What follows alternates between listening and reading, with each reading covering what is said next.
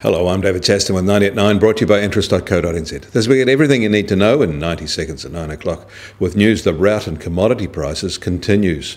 But first, the number of Americans filing new applications for unemployment benefits last week dropped to its lowest level in more than 40 years, suggesting their labour markets are steadily improving. The American consumer's ability to buy stuff fuels the world's economy, and the US Fed will have noticed. They've also noticed the rise in the leading indicator from a respected surveyor. There are definite signs of sustained momentum in data out of the US recently. But the future driver of demand may need to be shared with China. A new report out shows that Chinese consumption as a share of GDP has fallen for more than 5 decades, from 76% in 1952 to just 28% recently, one of the lowest levels anywhere. In comparison, the same share in the United States is 76% and New Zealand about 68%.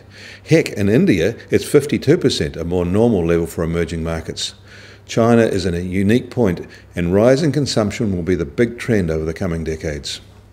Overnight, the IMF released a review of how well monetary policy is working in the major economies, and it is a positive review.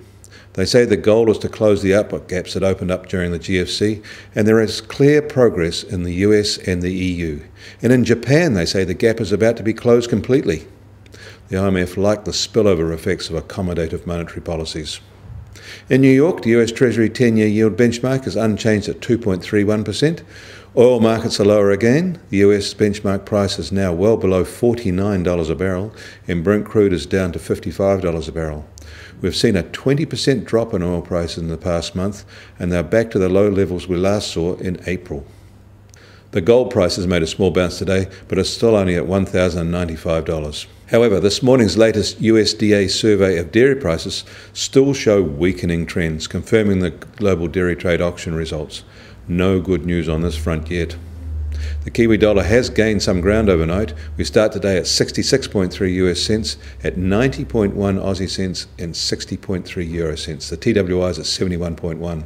I'm David Chaston. That was 90 at 9, brought to you by interest.co.nz.